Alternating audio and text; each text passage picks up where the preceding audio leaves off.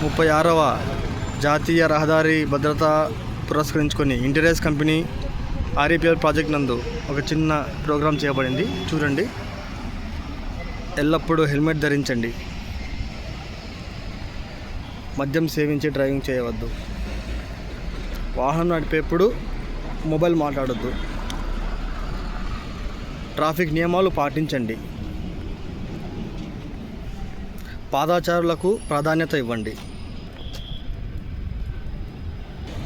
ప్రయాణంలో ఎప్పుడూ seat belt ఉపయోగించండి.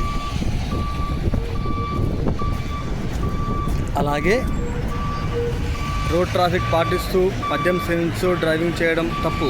రోడ్ ట్రాఫిక్ నియమాలు పాటించండి.